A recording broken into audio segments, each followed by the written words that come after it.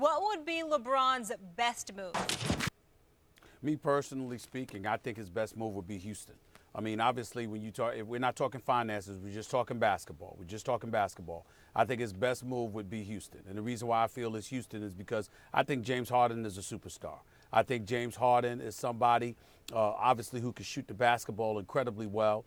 We look at LeBron James being ball dominant and what have you and possibly having an effect on the rest of the team. But if we believe he's the best player in the world and we believe he manages to find a way to have a positive impact, when you look at a guy like James Harden and a guy like CP3, neither of whom have ever played in an NBA Finals, the reality is that LeBron James could possibly get them over the hump, but their requisite skill set ultimately helps him immensely. First of all, CP3 is a born floor leader. That's number one. Number two, James Harden definitely is a shot maker, and he's somebody with the ability to close. LeBron James is that guy that you can utilize for the first 46, 47 minutes, night in or night out, that's going to keep you in every game due to his sheer greatness. There's no question about that. And so what you have is a situation with two individuals that have the ability to close. And then last but not least, you have to take into account the level of competition. If you want to have the mentality that you know what, you're in the Eastern Conference and the path to prosperity is easier because of the lack of parity that exists in the East compared to the West, I can understand that thinking, but you still ultimately face against a juggernaut in the Golden State Warriors.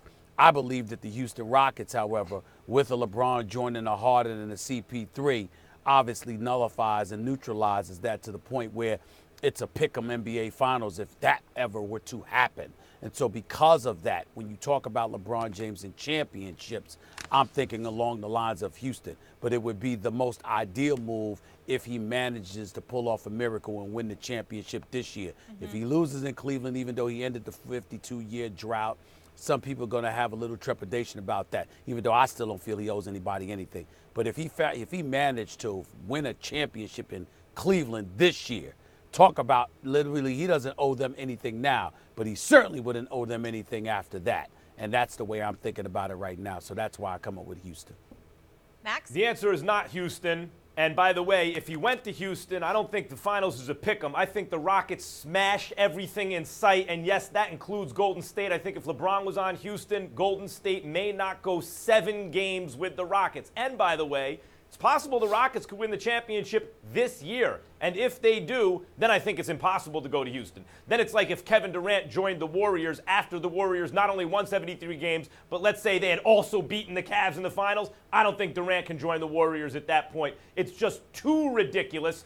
Although in terms of the shamelessness of superstars joining great teams, maybe nothing's too ridiculous. So I would say the Rockets are not the best choice for him unless the only criteria is to create the best team. Then they're the best choice. I think staying in Cleveland is wrong because if he stays in Cleveland, his championship days, in my opinion, are over. I think joining the Heat is okay, but I don't think that's the best spot either. The best spot for LeBron James is the San Antonio Spurs. They have not won a championship in a minute.